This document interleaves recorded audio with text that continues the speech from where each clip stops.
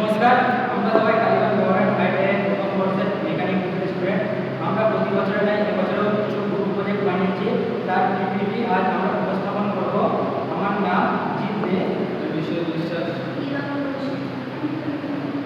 প্রতি শুক্রবার সবাইকে আমাদের প্রজেক্টের নাম হলো মিনি এয়ারক্রাফট।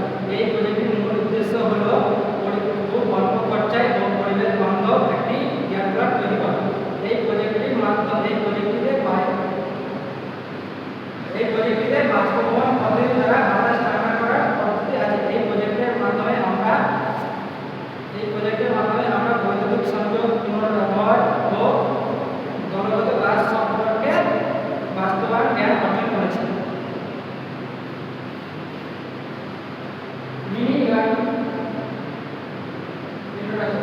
মিনি এয়ারক্রাফট হলো একটি ছোট ও কম খরচে একটি শীতলীকরণ যন্ত্র। এই মিনি এয়ারক্রাফটটি তৈরি করতে তেলের টিনে কন্টেনার হিসেবে ব্যবহার করে তৈরি করা হয়েছে।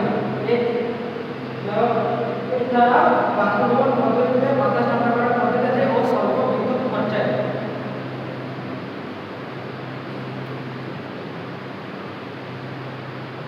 মিনি এয়ারক্রাফট বাষ্পভবন পদ্ধতি নীতি অনুসরণ করে তৈরি করা হয়েছে।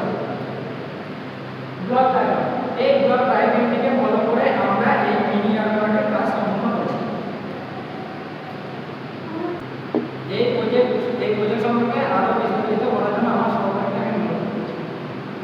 আমাদের প্রজেক্টের উদ্দেশ্য হচ্ছে কম খরচে একটা এয়ারক্রাফট বানানো, প্রাকৃতিক তেলের পুনরায় ব্যবহার করা, আর হচ্ছে কুলিং সিস্টেমের মৌলিক ধারণা। এটা একটি পরিবেশ বান্ধব জিনিস। আমাদের প্রজেক্টের উদ্দেশ্য এটি হচ্ছে একটি এয়ারক্রাফট তৈরি করা, পরিবেশ বান্ধব যন্ত্র তৈরি করা এবং ব্যবহারিক ও প্রযুক্তির দক্ষতা বৃদ্ধি করা, কুলিং সিস্টেমের মৌলিক ধারণা, আর পুরোনো তেলের টিনকে ব্যবহার করে আবার নতুন করে ব্যবহার করা। মেন কম্পোনেন্টস বা প্রধান উপাদান সম্পর্কে আমরা যেগুলো ব্যবহার করেছি সেটা হচ্ছে তেলের tin, DC fan, water pump, cooling pad, PVC pipe, switch, wire এবং পাওয়ার সাপ্লাই। ভারসাম্য, প্রথমে আমরা তেলের টিনটাকে পরিষ্কার করে নিয়েছি এবং তেলের টিনের একপাশে ফ্যান ব্যবহার করেছি এবং কুলিং প্যাড ব্যবহার করেছি। এছাড়াও কুলিং প্যাডের মাধ্যমে যেভাবে জল সরবরাহ করা হয় সেটার ব্যবস্থা করেছি আর পাওয়ার সাপ্লাই সংযোগ করেছি। এর পরবর্তী বিস্তারিত বলার জন্য আমি আমার সহপাঠীকে অনুরোধ করছি।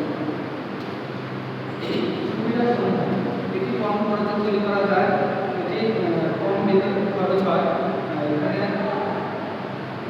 পরিবেশ বান্ধব, এটি সহজে বহনযোগ্য, পুনর্ব্যবহার্য উপকরণ ব্যবহার করা যায় এবং ছোট জায়গায় জন্য উপযোগী। ব্যবহার ক্ষেত্র, এটি ছোট ঘর, পড়ার ঘর, দোকান, ওয়ার্কশপ, গ্রামীণ এলাকা, অস্থায়ী কর্মস্থল এসব জায়গায় ব্যবহৃত হয়। এর পরবর্তী টপিক বলার জন্য আমি সহপাঠীকে অনুরোধ করছি। সীমাবদ্ধতা, এটি খুব ছোট জায়গার জন্য উপযোগী। এটি মূল জলের উপর নির্ভরশীল, আর এটি এয়ার কন্ডিশনের মতো বেশিরভাগ ঠান্ডা করতে পারে না, আর হচ্ছে এটি নিয়মিত পরিষ্কার করা দরকার। এই প্রজেক্টের মাধ্যমে আমরা যা শিখেছি তা হলো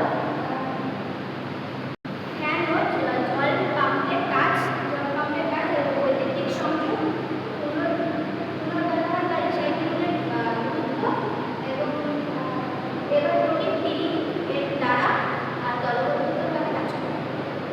এরপর আমরা এই প্রজেক্টটিকে রান করে দেখার জন্য ক্যামেরাকে সামনে আনার। এটা পাম্পের সুইচ, এটা হচ্ছে ফ্যানের সুইচ। এবার এটাকে আমরা চালু করে দেখাচ্ছি।